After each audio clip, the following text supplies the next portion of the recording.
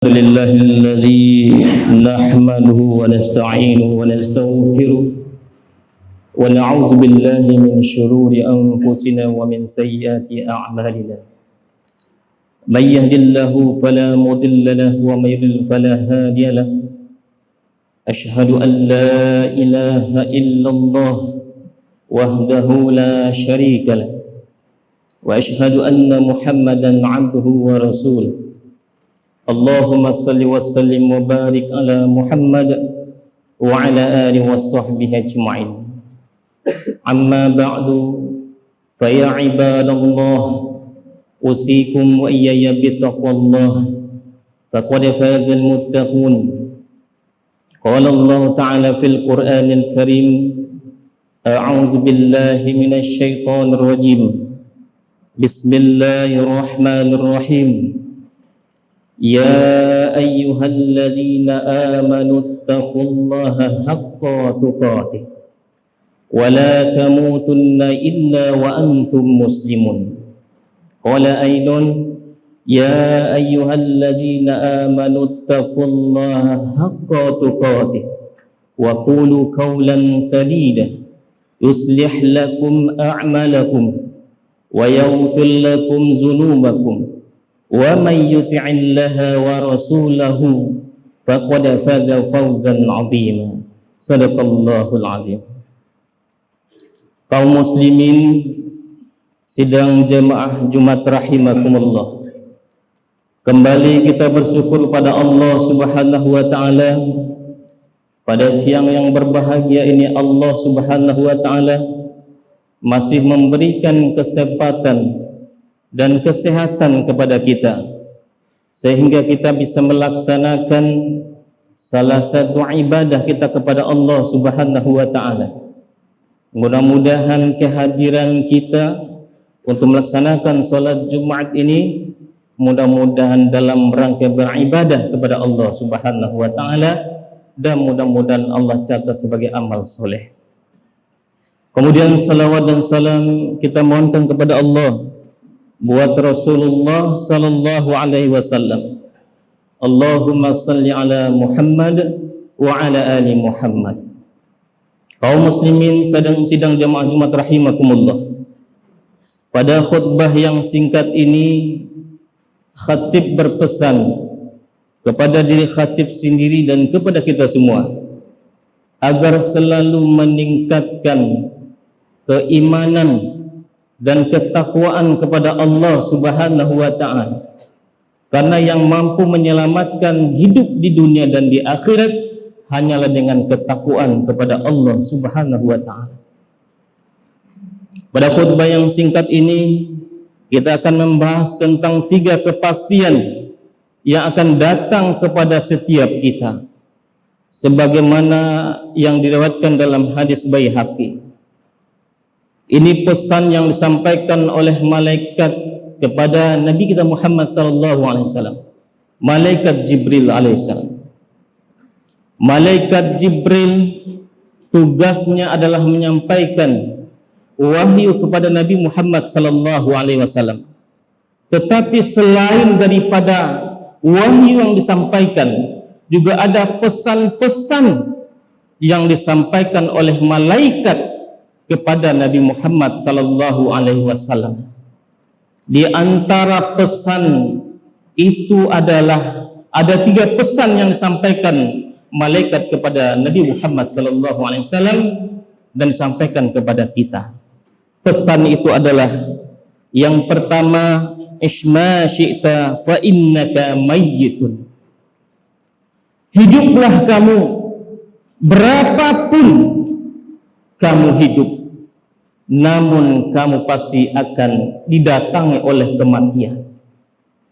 Ini pesan yang pertama. Kemudian pesan yang kedua adalah wa ahbib ma syi'ta fa innaka mufarriquhu. Cintailah apa yang engkau cintai di dunia ini, namun engkau pasti akan berpisah dengannya. Dan kemudian yang ketiga adalah wa'mal ma syi'ta wa innaka majziyu bih. Berbuatlah sekehendakmu, tetapi engkau akan mendapatkan balasannya. Sidang jamaah Jumat rahimakumullah, tentu 3 pesan ini luar biasa penting kepada kita, dan 3 hal ini pasti akan datang kepada kita. Yang pertama adalah kematian. Kullu nafsin dha'iqatul maut. Setiap yang bernyawa pasti akan mati. Wa innama tuwaffawna ujurahum yaumal qiyamah. Maka di hari kiamat akan disempurnakan balasannya. Faman zuhziha, barang siapa yang dibebaskan adinar dari api neraka, wa udkhil jannah faqad faza, dan siapa yang dimasukkan ke dalam surga, maka itu adalah sebuah kemenangan baginya. Kita sadari, siapapun yang sebelum kita yang menyatakan dirinya kuat secara fisik, dari segi kekuasaan, dari hartanya, seperti Fir'aun yang menyatakan dirinya Tuhan. Kenapa? Karena dia merasa kekuasaan dialah yang paling kuat pada waktu itu, sehingga dia menyatakan dirinya Tuhan. Namun kematian menjemputnya, ditenggelamkan di Laut Merah. Kemudian begitu juga Qarun yang menyatakan dirinya memiliki harta yang tidak ada tandingannya di muka bumi ini, sehingga ketika kita menemukan harta tersebut disebut dengan harta Qarun. Begitu banyak harta, namun juga dijemput oleh Allah Subhanahu wa taala, kematian juga datang kepadanya. Dan begitu juga orang-orang sebelum kita, para nabi dan para rasul yang begitu panjang umurnya daripada kita, sampai ribuan tahun, malah ratusan tahun. Namun pada saat ini mungkin umur kita pendek-pendek. Kalaulah kita mengikuti Nabi kita Muhammad sallallahu alaihi wasallam, umur kita hanya sekitar 63 tahun. Sidang jamaah Jumat rahimakumullah, maka kita tidak akan pernah dapat lari dari namanya kematian. Kita mengetahui kematian itu pasti datang, namun yang terjadi dalam diri kita adalah kita merasakan hidup kita masih lama. Dan inilah yang membuat kelalaian dalam diri kita. Qul innal mautal ladzi tafiru minhum, katakanlah sesungguhnya kematian yang engkau lari daripadanya, fa innahu mulaqikum, dia akan menemuimu. Maka orang-orang yang merasakan umurnya masih panjang, dan inilah yang membuat kelalaian di dalam dirinya, sementara orang-orang yang bijak merasa dirinya dekat dengan kematian, dan inilah yang membuat kehati-hatian di dalam dirinya.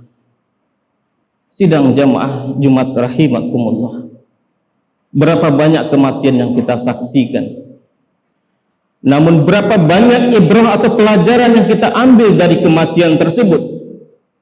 Ada orang-orang yang terdekat kita yang dijemput oleh Allah Subhanahu wa taala, dan namun kadangkala kita tidak mengambil ibrah atau pelajaran daripada kematian itu. Maka yang perlu kita persiapkan untuk menghadapi kematian, yang pertama adalah disampaikan di dalam ayat kepada kita, ya ayyuhalladzina amanu taqullaha haqqa tuqatih wa la tamutunna illa wa antum muslimun.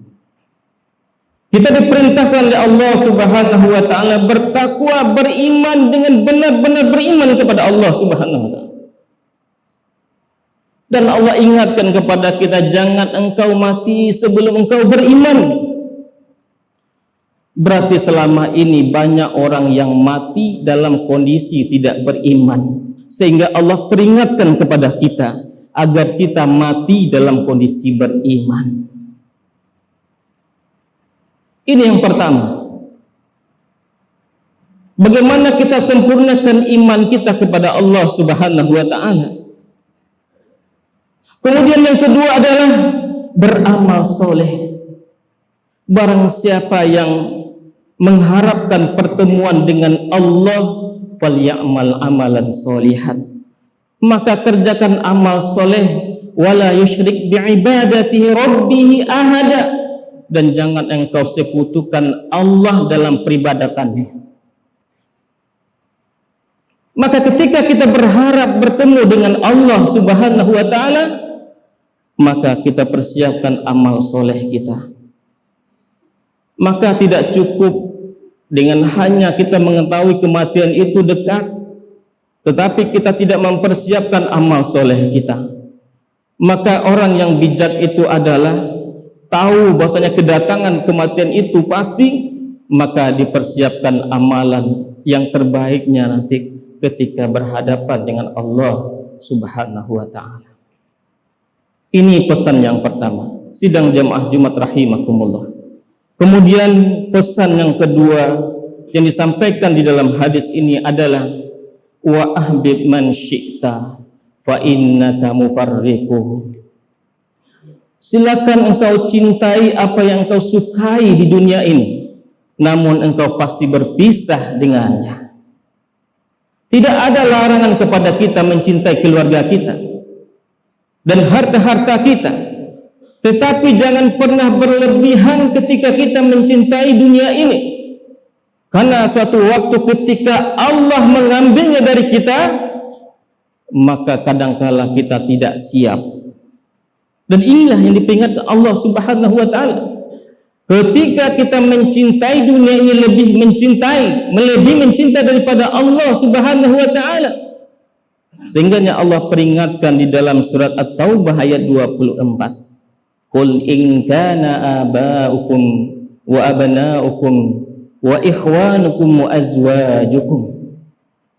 Jika bapak-bapakmu, anak-anakmu, saudara-saudaramu dan istri-istrimu ahabba ilaikum minallahi wa rasulihi wa jihadin fi sabilihi fatarabbasu hatta ya'tiyallahu bi amri wallahu la yahdil qaumal fasikin. Apabila kita mencintai keluarga kita, harta yang kita usahakan, perniagaan yang kita khawatir dengannya, rumah yang kita cintai dan lebih kita cintai daripada Allah, daripada Rasul, dan berjihad di jalan Allah Subhanahu wa ta'ala, maka tunggulah keputusan dari Allah Subhanahu wa ta'ala. Dan Allah tidak akan memberikan petunjuk kepada orang-orang yang fasik. Maka orang-orang yang mencintai keluarganya, mencintai istri dan anaknya karena Allah Subhanahu wa ta'ala, maka dia akan mendidik anaknya, mendidik keluarganya. Dan apabila dia mencintai hartanya, maka harta akan dibelanjakan dan dicari dengan jalan yang benar. Itulah orang-orang yang mencintai dunia ini karena Allah Subhanahu wa ta'ala. Ketika Allah ambil, maka tidak ada pengaruh terhadap dirinya. Maka inilah pelajaran yang luar biasa ketika Allah Subhanahu wa ta'ala diuji kepada Nabi Ayub alaihissalam, yang luar biasa. Ketika Allah Subhanahu wa ta'ala, Allah uji, ambil anaknya, ambil hartanya, dan ambil istrinya, tetap beriman kepada Allah Subhanahu wa ta'ala. Pertanyaannya adalah, apakah kita siap ketika Allah Subhanahu wa ta'ala mengambil orang-orang yang kita cintai? Ketika kita tidak siap, di sanalah ukurannya. Ketika kita mencintai dunia melebihi daripada mencintai Allah Subhanahu wa ta'ala. Sidang jamaah Jumat rahimakumullah. Kemudian pesan yang ketiga yang disampaikan kepada kita adalah wa'mal ma syi'ta fa innaka majziyyu bihi. Silakan kita berbuat apa saja di muka bumi ini, tapi ingat, pasti akan mendapatkan balasannya dari Allah Subhanahu wa ta'ala. Sekecil apapun yang kita lakukan, baik atau buruk, pasti akan dibalasi oleh Allah Subhanahu wa ta'ala. Maka Allah sampaikan, wa innama tuwaffawna ujurahum yaumal qiyamah. Dia akan disempurnakan balasan itu di akhirat nanti, di yaumul qiyamah. Apapun yang kita kerjakan di muka bumi ini, pasti akan mendapatkan balasan dari Allah Subhanahu wa ta'ala. Faman ya'mal misqala dzarratin khairan yarah wa man ya'mal misqala dzarratin syarran yarah. Kalau kita berbuat sebesar biji zarah pun kebaikan, Allah akan nilai, dan begitu juga keburukan yang kita lakukan. Maka kalau ada orang-orang yang melakukan kezaliman, mengambil hak-hak orang lain, dan kemudian dia merasa bangga karena sudah melakukan hal tersebut dan dapat mengayakan dirinya dan menguntungkan dirinya karena kezaliman atau hak-hak orang yang lain diambil, tetapi yakinlah balasannya akan didapatkan di yaumil hisab nanti.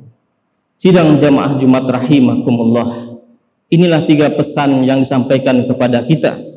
Mudah-mudahan menjadi ibrah, renungan, pelajaran di dalam kehidupan kita. 3 kepastian ini akan datang kepada kita, maka perlu kita persiapkan diri kita. Demikian khutbah yang singkat ini, mudah-mudahan menjadi renungan bagi khatib dan bagi kita semua.